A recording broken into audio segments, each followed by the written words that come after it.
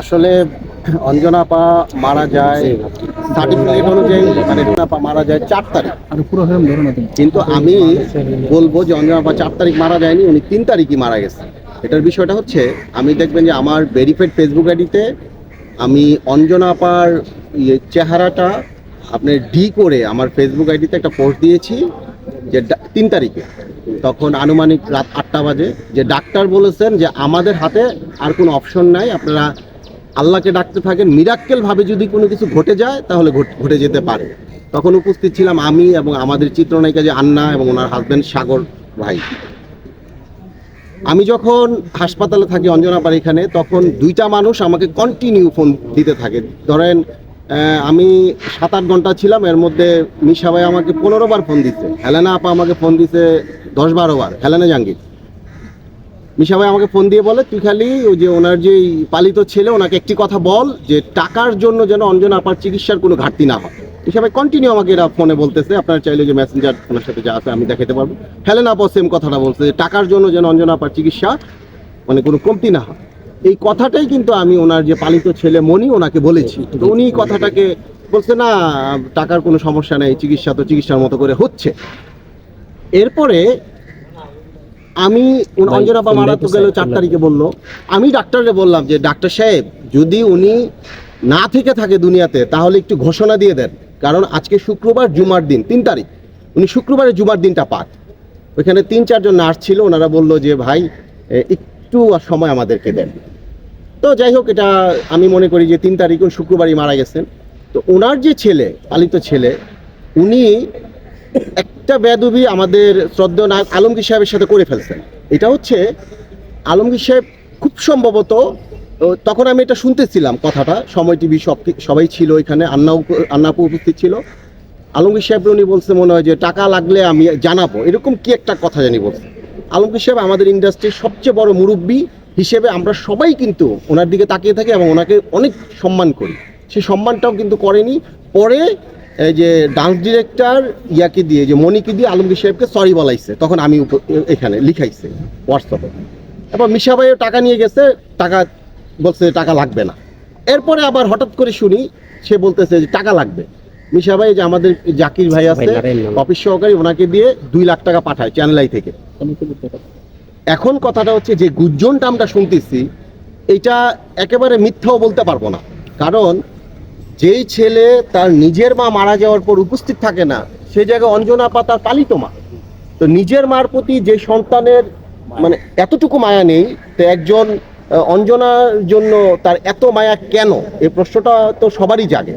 সেই ক্ষেত্রে আমি বলবো যে এটার খুব মানে বস্তুনিষ্ঠ এবং সুনির্দিষ্ট তদন্ত করা খুবই জরুরি।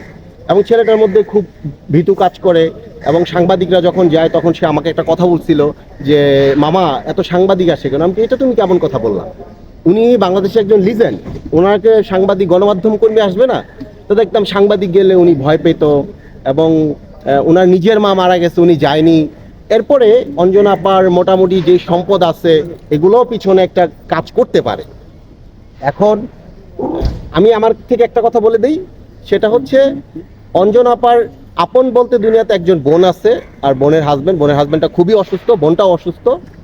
ওনার যে সম্পদগুলো আছে, ওনার কাছে অনেকেই নাকি টাকা পাবে। আমি শিল্পী সমিতি আমাদের সভাপতি তাইব ভাইয়ের সাথে এইমাত্র কথা বলে আসলাম, ওনার কাছে নাকি অনেকেই টাকা পাবে। তা আমি বলবো অঞ্জনা আপার কাছে আপনারা যারা টাকা পাবেন, আপনারা সরাসরি শিল্পী সমিতিতে এসে যোগাযোগ করবেন।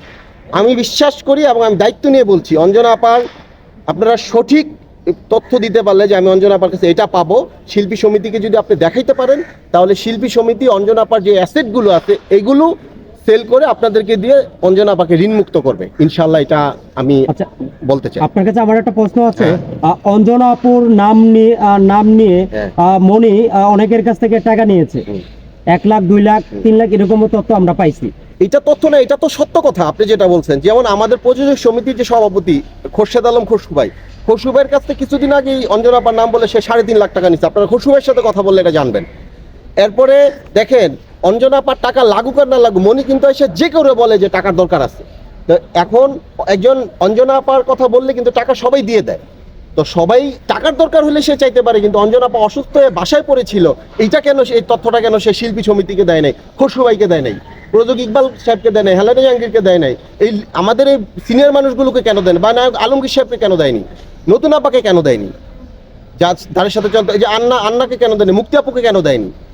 তো এই যে তার গোপনীয়তা, এই গোপনীয়তাটা কেন, এটা তো সে পরিষ্কার করতেছে না। সে একটা কথা বলতেছে, আমি মিডিয়ার কল্যাণে যতটুকু জানতেছি যে আম্মা বলছে কারোর সাথে যোগাযোগ করতে না। নো নেভার, অঞ্জনা আপা কখনো একা থাকতে পারতো না, আমি যতটুকু জানি।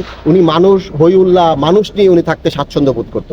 আর অসুস্থতার সময় অবশ্যই উনি ওনার শিল্পী সমিতি সবাইকে কাছে চাইতো। এই দেয়ালটা এই ছেলেটা কেন তৈরি করে দিছে, এটাও আপনাদের খতিয়ে দেখা দরকার। আরেকটা কথা বলি, আমার অঞ্জনা আপার সাথে আমার একটা খুব সুসম্পর্ক ছিল। উনি সেন্সর বোর্ডে আমার চারটা ছবি দেখেছে, ছবি দেখার পরই উনি আমাকে ফোন করতো। যদি অঞ্জনা আপার এই ব্যাপারে আমাদের শিল্পী সমিতি একটা নিবে দায়িত্ব, এবং আমরা চেয়ে আছি যদি কেউ না নেয়, অবশ্যই এই অঞ্জনা আপার জন্য যদি আদালতে লড়তে আমি ইনশাআল্লাহ লড়ব। তবে আগে আমি আমার শিল্পী সমিতির যিনি সিনিয়ররা আছেন, আমি ওনাদের দিকে ওনাদের সাথে কথা বলবো। আচ্ছা, আপনার কাছে আমার একটা প্রশ্ন হচ্ছে, আজকে মনির আসার কথা ছিল 3টায়, কিন্তু ড্রাইভারও আসার কথা ছিল, ড্রাইভারও ছেলে মারা গেল, তারপর আপনার ওনারা আসার কথা ছিল, সেই ঠিক টাইমে আসে নাই, সেই টাইমটা কি বলবেন? এখন বিষয়টা হচ্ছে, একটা মানুষ কখন অনুপস্থিত থাকে।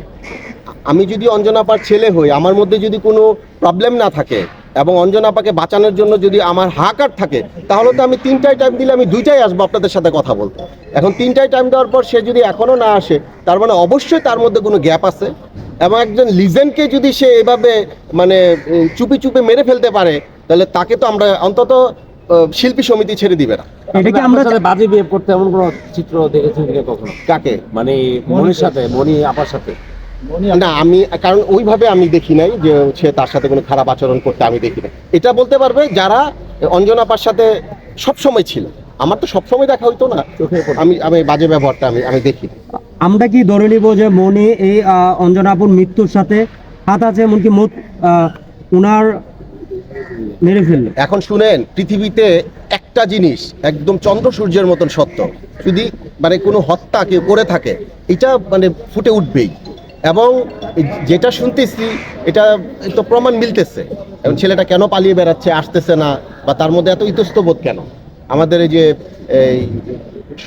শরীফ ভাই এবং তায়েব ভাই সবাই তো তাকে বললো, সে তো সঠিক উত্তর দিতে পারতেছে না, এবং আপনাদেরও তো সে সঠিক উত্তর দিতে পারতেছে না। রাসেল ভাই, অঞ্জনা আপা যখন অসুস্থ হন, উনি 4 দিন বাড়িতে রেখেছিলেন। বলছে যে, আমরা যখন জিজ্ঞেস করেছি, মনি বলছে যে মার আগেও এরকম সমস্যা হয়েছিল, যার কারণে হসপিটালে নেওয়ার প্রয়োজন পড়ে না। এরপরে যদিও হসপিটালে নিয়ে গেছে, সেটা একটা সরকারি হসপিটাল। বলছে যে অঞ্জনা আপার কি এরকম টাকা ছিল নাকি বেয়ার করার মতো অসুস্থতা? আমি বলি, অঞ্জনা আপা প্রথমে ইউনাইটেডে ছিল। ইউনাইটেড থেকে যে উনি এই যে আপনি সরকারি হাসপাতালে নিয়ে আসবেন, এটাও উনি আমাদের কোন অভিভাবকদের সাথে, তার কিন্তু একটা গুরুত্বপূর্ণ অপরাধ। একজন অঞ্জনা আপাকে ও ইউনাইটেড থেকে মানে শেষরায়া হাসপাতালে নিয়ে যাবে, সরকারি হাসপাতাল নিয়ে যাবে, এটা সে অভিভাবকদের সাথে কেন যোগাযোগ করলো না? সে কি অভিভাবকদের চিনতো না? তার মানে মনির ফোন নাম্বার, মোবাইলই তো আমাদের যারা লিজেন্ড, অঞ্জনা আপার সাথে ভালো সম্পর্ক, সবার নাম্বার সেভ করা। তাহলে এইটা সে কেন করলো? সরকারি হাসপাতালে সে কেন নিয়ে গেল? আরেকটা বিষয় আমরা জানতে পেরেছি, আপনাদের ফোন নাম্বার ব্লক করে রাখা হতো অঞ্জনা আপুর মোবাইল থেকে। এই কাজটা নাকি উনি করতেন। এইটা অনেকের সাথে করেছে এবং মুক্তি আপা উনি আছে ভিতরে, আমি মুক্তি আপাকে পাঠাচ্ছি, উনি এটার ব্যাপারে আরো ডিটেল বলতে পারবে। কারণ মুক্তি আপার তো জানজিগার মানুষ ছিল, আন্নার জানজিগার মানুষ ছিল, ওনারা ডিটেল বলতে পারবে এটা। আমি আপনারা যতটুকু দেখছেন এবং আমি যতটুকু নিজের চোখে দেখছি, আমি সেটাই বলছি। Thank you. ওকে।